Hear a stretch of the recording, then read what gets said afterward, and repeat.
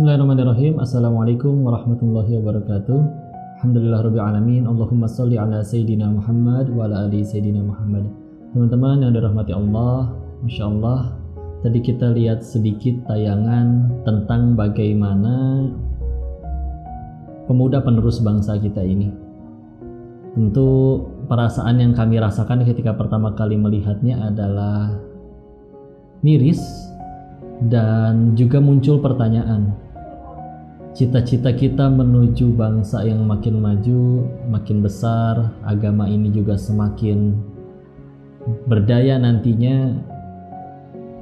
Apakah akan bisa kita teruskan cita-cita dari leluhur kita itu? Karena kita perlu pemuda-pemuda yang bisa menjadi tonggak perubahan, kebangkitan bagi kemajuan kita semua. Namun kalau misalkan kita melihat pemuda kita yang sekarang lebih sibuk untuk main game, pergi berpacaran, atau melakukan atau menghabiskan waktu mereka yang sekiranya tidak menjadi manfaat, maka jujur kemirisan kami semakin menjadi nyata. Namun kalau kita ingin tanya, siapa yang salah dari masalah ini? Apakah sekolahnya? Apakah sistem pendidikannya, negara kita, pemimpinnya, atau orang tuanya dan keluarganya? Maka mari kita coba lihat petunjuk yang sempurna dari agama kita ini yang berasal dari Allah dan sunnah Rasulnya. Ternyata terkait menghasilkan generasi hebat di masa depan, ternyata itu menurut Allah di Quran surat ke-25 Al-Furqan di ayat ke-74-nya Allah berfirman, A'udzubillahi minasyaitonirrajim. Rabbana hablana min azwajina wa dzurriyyatina qurrata a'yun waj'alna lil muttaqina imama. Ayat ini biasanya kita kenal sebagai ayat yang berdoa berharap punya anak istri yang menjadi penyejuk mata, qurrata a'yun. Tapi ternyata di ayat itu Allah menyebutkan lil muttaqina imama, menjadi imam, pemimpin bagi orang-orang yang bertakwa. Di ayat tentang keluarga Allah menyebutkan tentang pemimpin yang bertakwa, sehingga ternyata tafsiran para ulama menghasilkan pemimpin atau tokoh hebat yang salih, yang adil, ternyata bukan di lembaga-lembaga kepemimpinan, di pesantren-pesantren, di sekolah-sekolah. Itu semua lembaga yang bagus, tapi ternyata sebetulnya Allah menitipkan berada di keluarga. Karena itu ayat tentang keluarga, ya. Dan keluarga ini Masya Allah memang ternyata Allah harapkan untuk bisa menjadi penghasil generasi terbaik. Itu pasti dimulai dari keluarganya. Makanya ini dikuatkan dengan hadis riwayat Imam Muslim, yang di hadis cukup panjang. Rasulullah SAW Rasulullah SAW bersabda, menceritakan bahwa para syaiton, jin, iblis itu berkumpul ternyata, membicarakan apa yang telah mereka lakukan setelah menggoda anak Adam. Maka di situ mereka seperti menyampaikan prestasi masing-masing. Ada yang berkata, aku telah berhasil membuat manusia berzina. Namun kata pemimpinnya, itu masih belum apa-apa. Lalu selanjutnya ada yang mengatakan, aku telah berhasil membuat manusia membunuh saudaranya sendiri atau membunuh orang tuanya sendiri. Pembunuhan terjadi, ya. Namun dikatakan lagi, itu belum terjadi apa-apa, kamu masih belum apa-apa, dan berbagai dosa lainnya. Hingga ada satu jin, satu iblis, satu syaitan yang berkata, aku telah berhasil membuat pasangan suami istri hingga bercerai. Maka ternyata kata pemimpin syaitannya di situ, ni'ma anta, kamulah sebaik-baiknya di antara kita semua, ya. Bahwa ternyata apa hikmahnya, bahwa ternyata setan itu sampai menyebutkan itu adalah prestasi yang paling hebat, karena memang cerai walaupun kata orang dan kita tahu tidak dosa, tapi itu memang dipali perbuatan halal yang paling dibenci oleh Allah, karena memang dari perceraian itu kerusakannya amat sangat besar. Masalahnya akan menimbulkan kerusakan yang amat sangat banyak, sehingga kita bisa berfokus bahwa ternyata rumah tangga itu kalau sampai rusak, bertengkar, bermasalah, maka kerusakannya amat sangat banyak. Kalau bercerai, dua-duanya bisa terjerumus kepada perzinahan dan permasalahan lain yang lebih berat.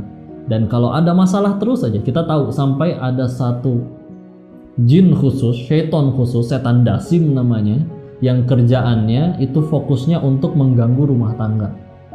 Karena mereka paham betul kalau dari urusan rumah tangganya dirusak, masa depan generasi penerus nggak akan jadi orang yang benar-benar jadi kebaikan, yang malah naudzubillah jadi musibah, ya. Karena kan ketika kita bicara pendidikan itu nanti di sekolahnya, lembaga pendidikan dan sebagaimana macamnya, tapi tetap saja kalau orang bilang manusia itu rusak karena pergaulannya, manusia rusak itu karena lingkungannya, tetap saja manusia kan baru mulai bergaul nanti di usia yang sudah mulai besar, sudah mulai dia harus bersosialisasi. Ketika dari lahir hingga akhirnya dia besar dan mulai bersosialisasi, anak itu menghabiskan waktu ternyata paling banyak kita tahu ternyata dengan orang tuanya.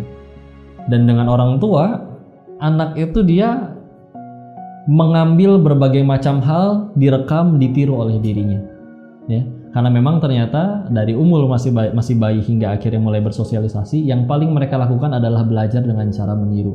Ini belum lama dialami sendiri ketika ponakan pengen buka kulkas yang bagian atas tuh bagian freezer, karena bagi bayi seumur segitu menakjubkan, maka oleh istri telungkup di bawah kulkas, mempersilahkan si anak kecil itu, ponakan kami, naik ke atas punggung biar dia bisa naik dan buka, karena kalau enggak kan nggak nyampe.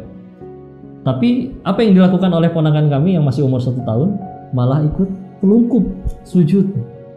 Sehingga karena memang ternyata pendidikan itu didapat dengan cara meniru kalau misalnya di umur anak kecil.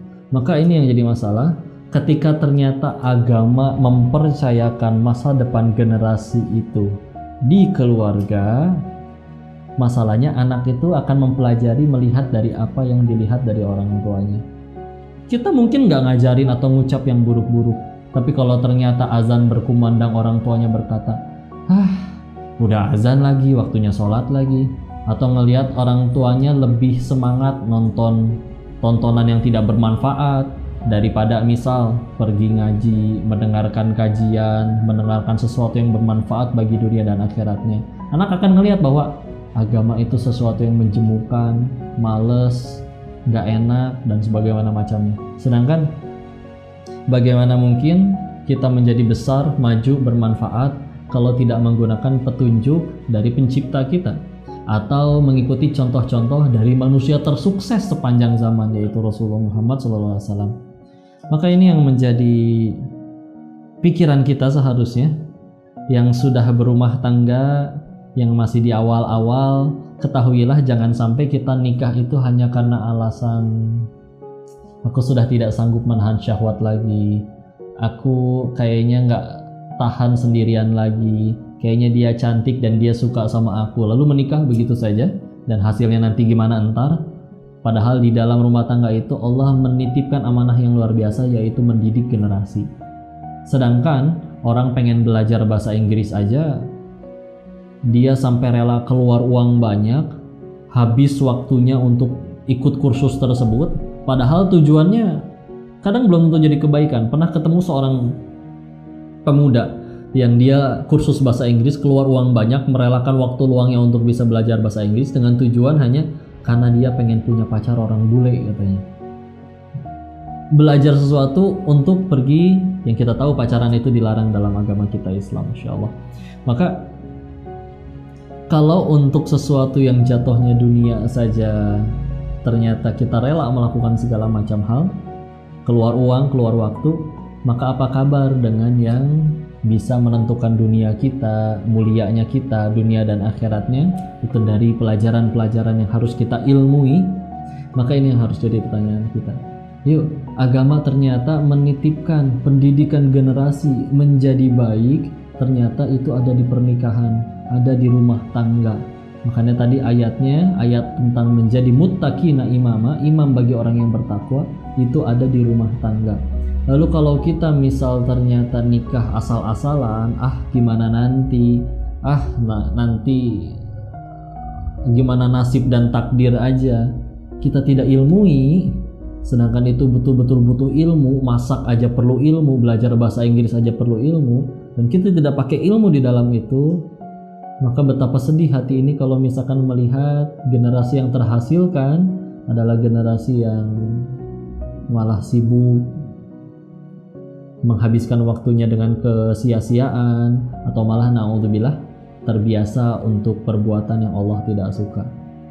Maka yang nanti rusak, mafsadatnya, kerusakannya tidak hanya di rumah tangga itu sendiri, agamanya pun bermasalah, sosialnya juga bermasalah. Kalau nanti jadi pemimpin maka akan jadi masalah bagi negaranya. Nanti kalau ada yang jadi tokoh jadi masalah bagi orang-orang yang dipimpinnya. Dan dari situlah ternyata permasalahannya mulai harus kita perhatikan dari sekarang. Maka dari itu, melalui pesan singkat ini mudah-mudahan kita tergugah untuk mulai aware, bangkit. Yuk para pasangan-pasangan muda, para rumah tangga, kita mulai terus mengilmui supaya pernikahan kita itu seluruhnya benar-benar jadi amal soleh. Dari awal kan seorang selalu bilang kan, nikah tujuannya pengen ibadah. Maka ibadah yang paling baik adalah salah satunya mendidik generasi setelahnya menjadi pahala jariah bagi kita nanti para orang tuanya yang sudah meninggal. Sehingga akhirnya dari situ kita bisa mengambil amal soleh yang baik, kita wafat dalam keadaan baik, meninggalkan generasi juga yang baik. Maka melalui pesan singkat ini dipersilakan bagi teman-teman yang ingin membahas sesuatu terkait permasalahan rumah tangganya, lingkupnya, bisa kirim pesan nanti melalui teman hijrah. Nanti kita akan bahas baik sepekan sekali atau 2 pekan sekali. Semoga kita bisa temukan masalahnya dan menjadi kebaikan dalam rumah tangga kita. Begitu yang bisa kami sampaikan. Wabillahi taufiq wal hidayah. Assalamualaikum warahmatullahi wabarakatuh.